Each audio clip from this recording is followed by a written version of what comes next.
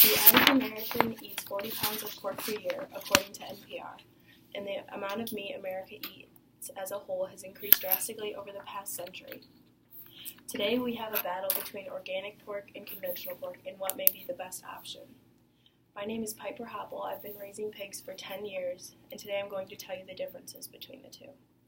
Organic pork has strict requirements, while conventional pork is the traditional way of raising pigs, and labels are what confuse consumers in the marketing appeal. Organic pork has strict requirements that they must follow to be considered an organic pork. Whole Foods Market states that they must only receive organic food, which proves that there's no artificials, no byproducts, or hormones in the food.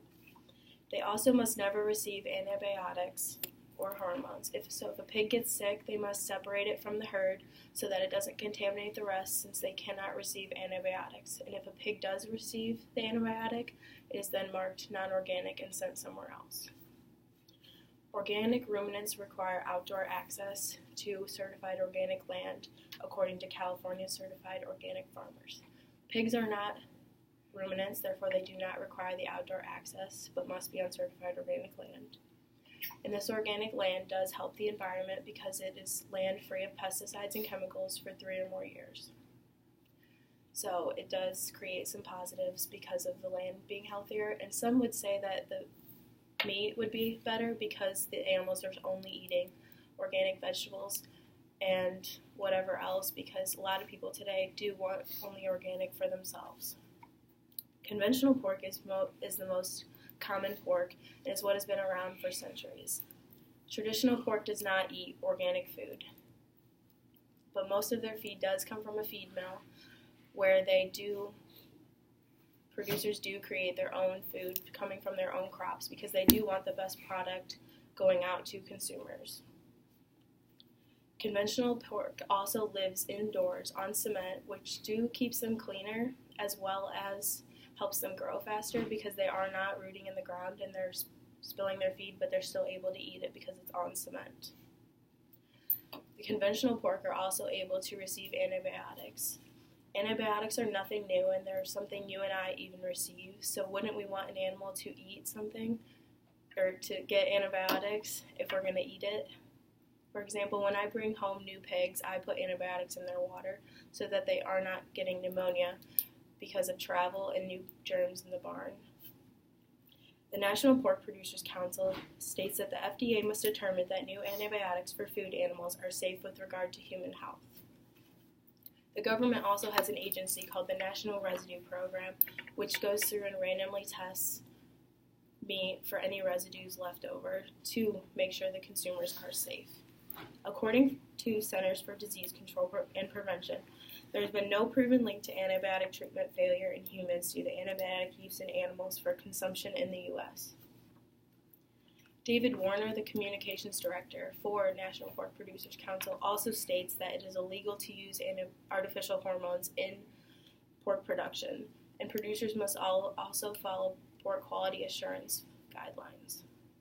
Therefore, labels on pork that say hormone-free are actually just a ruse to get consumers to buy them because it is illegal to use it in any pork product.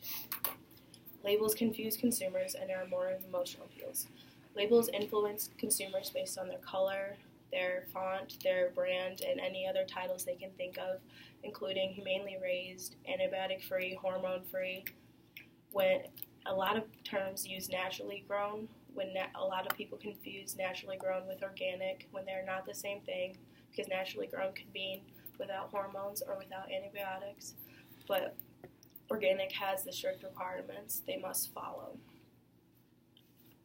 Labels are emotional appeals that one meat is better than another meat. According to Abrams 2010, the government rejects the idea that organic food has advantages to food quality, and it is just a marketing label. The idea of organic is not meant to distinguish itself safer or better, but unintentionally has done so. Also from Abrams 2010, in the specific case of pork, the use of natural labeling may influence consumer perceptions of production practices related to animal welfare and avoidance of hormones or antibiotics. This corresponds with people believing that humanely raised is better when there is really no proof of that animal being humanely raised.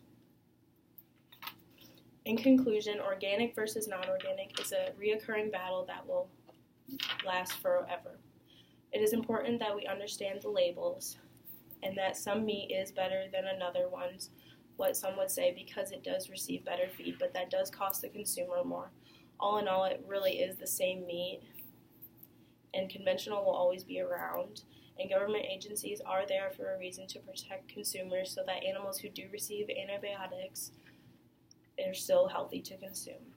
Choice is an opinion. Whether someone wants bacon or ham, it's going to be an opinion whether they want organic or non-organic.